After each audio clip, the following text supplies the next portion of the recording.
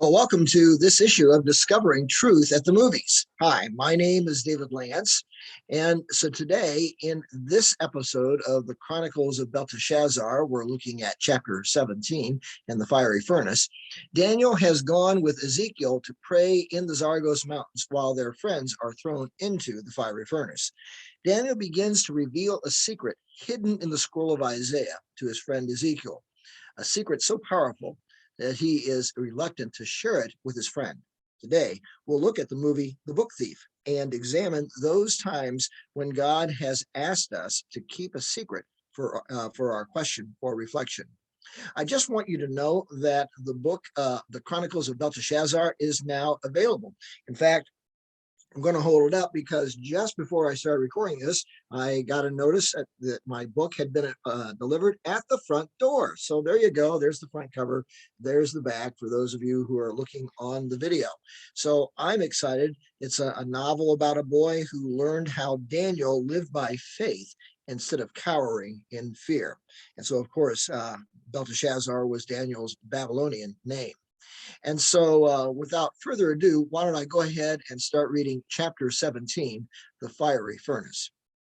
The fire of the furnace leapt nearly 15 feet into the air. To the right of the furnace stood the idol of the god Marduk. In the courtyard before the Ishtar gate, the people danced and sang as the musicians played their instruments. Looking down on the crowd from the top a raised platform built for the occasion, Nebuchadnezzar sat with his new bride on their couches. To the king's right, Haman had taken his place. It was his show to preside over, and while he did not have Daniel in his clutches, the chief priest took satisfaction in knowing Daniel's top three advisors would soon depart this world. At the king's command, the furnace had been stoked to an unbearable level for those standing anywhere near it. Their wrists bound, ankles shackles linked the three Hebrews together as they were dragged through the Ishtar gate into Nebuchadnezzar's presence. Though they offered no resistance, 6 soldiers beat them and picked them up to cast them into the furnace. As one, the 3 were thrown into the flames. Like the moth of a hungry animal, the fire roared, snapping out a tongue of flame. 2 of the soldiers were caught by the fiery eruption and cried out in agony. Though more soldiers attempted to extinguish their comrades, the 2 were burned beyond recognition or hope of survival. The music stopped. The dancers ceased their whirlings to watch the death of the 2 soldiers. A piercing scream from Nebuchadnezzar's bride jerked the Chaldeans' attention back to the furnace as she grabbed the king and pointed in its direction. Haman, Nebuchadnezzar said, his breath coming in ragged gasps. Were not 3 men thrown into the furnace? Unable to take his eyes from the furnace and its contents, Haman answered weakly, "Yes, O king.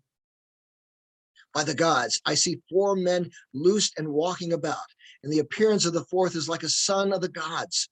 The king looked around him at his people, saw the panic in their eyes. At the moment that Marduk's power should be celebrated, the Hebrews instead were making a mockery of his God. If he did not act quickly, the panic hiding behind the onlookers' eyes would quickly turn into a riot. Nebuchadnezzar walked down from the raised platform in the direction of the furnace and called for the 3 to come out. All the courtesans gathered round the 3 Hebrews as they emerged from the fire unharmed. Not only had they not been harmed by the blaze, but their clothing was untouched, not even smelling of smoke. Yet their binding were gone, burned off their wrists and ankles.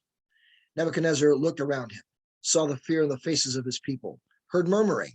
Haman interrupted his thoughts and whispered to him, "My king, you must bless these 3 and demonstrate your power in this situation." Nodding to acknowledge Haman's advice, Nebuchadnezzar cleared his voice and said, "Praise the God of Shadrach, Meshach, and Abednego. He sent his angel to rescue his servants who trusted in him. They defied the king's commands and were willing to die rather than serve or worship any god except their own God. Therefore, I make this decree. If any people, whatever their race or nation or language, speak a word against the God of Shadrach, Meshach, and Abednego, they will be torn limb from limb. Their houses will be turned into heaps of rubble. There is no other God who can rescue like this. The 3 of you are free to go." With that, Nebuchadnezzar sat down and watched as the three Hebrews left his presence. Once they had left, the king grabbed Haman by the shoulders, and a look of fear and desperation in his eyes. Now, for the first time, I fear Daniel and those whom he has chosen as his closest advisors. In the face of our most sacred occasion, his God has made a mockery of us. We must go and talk. I need your help in knowing what to do. Haman was taken aback by Nebuchadnezzar's reaction. Surviving the fire had been a cheap magician's trick. He didn't know how the three Hebrews had done it. That did not matter. What mattered was that they find a way to seize this opportunity to glorify Nebuchadnezzar, demonstrating that the Hebrews were still servants of Marduk and the other gods of Babylon. Now, perhaps he would have a chance to enlist the king's aid in disposing of Daniel. Yes, there was still hope that he could eliminate the one man who stood in his way. He smiled at the king and put his arms around Nebuchadnezzar's shoulder. Haman knew just what to do. Come, Nebuchadnezzar, let us go speak in private. I have a plan. Daniel loosened his traveling cloak as the mid-morning sun warmed his body. Looking back over his shoulder, he saw a mist still clinging to the mountains from which they had just descended. In a few hours, he and his escort would reach the trade route that, in a day's ride, would bring them to Babylon. 2 of the 10 soldiers escorting him had ridden on ahead to intercept a large caravan that they had seen headed their way to learn who they were. This close to Babylon, it was unlikely that they would pose a threat, but his protectors wished to take no chances. Daniel rode in silence, paying little attention to those around him, even Ezekiel, who had joined him at the last minute as they departed Babylon. Daniel had seen his old friend amongst the new arriving exiles and had taken Ezekiel with him to pray and fast in the foothills of the Zargos mountains. Daniel's heart had rejoiced to again see his friend, to learn of his family and his people. And yet, this had not been a time set aside for celebration, but for fasting, prayer, and intercession. Last night, those prayers had culminated in a vision as clear as the one he had had the night he saw Nebuchadnezzar's dream. And it had terrified him. It was as though he had been there in person, walking around in a fire which burned hotter than the sun itself. In that fire with him had been Shadrach, Meshach, and Abednego. As hot as the flames had been, they had not been consumed by the blaze. The vision had ended when the three exited the furnace, and Haman had left with Nebuchadnezzar to discuss the meaning of it all. The look on the king's face showed that he was clearly afraid. Up until now, Daniel had seen Nebuchadnezzar as one who would lend his protection to Daniel and his people. Now he was not so sure. For the first time in 4 days, Daniel turned to his friend and shared what was in his heart. Ezekiel, I am convinced God has led our people into exile as a way to refine us, as a way to prepare us for something. With the exception of Josiah, our kings have led us further and further astray. By being taken into exile in Babylon, we have been forced to look inward and examine our hearts, to renew our spirits. I want to accomplish that task, and am convinced that you will play a key role in that endeavor. But Ezekiel, I fear the implications of my vision. The Feast of Akito is a time when the king of Babylon takes the powers of Marduk. Nebuchadnezzar could easily view what happened last night as a terrible insult to his God. If that happens, what is to prevent him from taking revenge on our people? Should my fears come true, whatever dreams the Lord has in mind for us will die unborn. But what are the scrolls, Daniel? You have been here nearly 5 years and have had time to study them. You told me yourself Nebuchadnezzar has made available to you his magicians, mathematicians, and astronomers. Have you been able to learn anything? Ezekiel asked. The scroll of Isaiah made mention of a conqueror who was to come, one called Cyrus. Without giving voice to the prophecy, Daniel silently recalled what Isaiah had written. Thus says the Lord to Cyrus, his anointed, God shall empower his right hand, and he shall crush the strength of mighty kings. God shall open the gates of Babylon to you. I will shatter the doors of bronze that cut through their iron bars. I will give you the treasures of darkness and hidden wealth of secret places, in order that you may know it is I, the Lord, the God of Israel, who calls you by name. There was a darker secret which revealed a prophecy that Daniel could not bring himself to share with his friend. It was a prophecy of judgment, which revealed not only that the temple would be destroyed, but also the exact date on which that event would take place. The thought that these things would happen was so terrifying to him to even think about, let alone discuss with Ezekiel. Yes, there are some things that I have learned, still other things that remain hazy to me. I cannot discuss them now, but know this. My vision of last night portends events far beyond what we now imagine. We must leave it in God's hands, knowing he will provide a shepherd who will restore our people at the right time. Their conversation was interrupted by one of their Babylonian escorts, who called for the party to halt. Out of the west, 2 horsemen galloped toward them, the scouts who had been sent out earlier to investigate the approaching caravan. The horses, snorting and shaking their heads, were reined in by their riders. Before the steeds settled down, the 2 warriors dismounted and approached, saluting their captain. "Give me your report," he commanded. "Lord Naaman himself leads the troop which even now comes our way. He orders us to join him in his triumphant return to Babylon." Turning to Daniel, the scout added, "Lord Naaman expresses his good wishes to you and eagerly anticipates your joining his command." As their party resumed its trek towards Babylon with the intent of joining up with Naaman, Ezekiel turned to Daniel and said, "Now we shall have a rare opportunity to learn what he thinks of Judah's new king and what relationship our people can expect to enjoy with Babylon." Daniel nodded his head and said a prayer for his people. No matter how many times Naaman returned to Babylon, its beauty never ceased to amaze him. Now, within the inner wall, the city gates loomed large and magnificent against the deep blue sky. But for all its beauty and the anticipation of his return to her ramparts, Naaman could not put the worries that crowded his thoughts out of his head. Last night at camp, Daniel had told him all that had transpired, of Timnah's coming to warn him of Haman's treachery, of how she had urged him to use the excuse of going into the mountains to pray for Nebuchadnezzar as a ruse to get him out of the city. And Daniel had told him of the vision he had had of his friends in the fiery furnace. Naaman had paid little attention to the story, but now he was not so sure. Arriving as they had on the day after the Feast of Akitu, the city stood in eerie silence, the residents, for the most part, sleeping off the effects of the 7-day-long festivities. As a result, the turnout to welcome Naaman's return was smaller than usual. Only a ceremonial guard awaited them.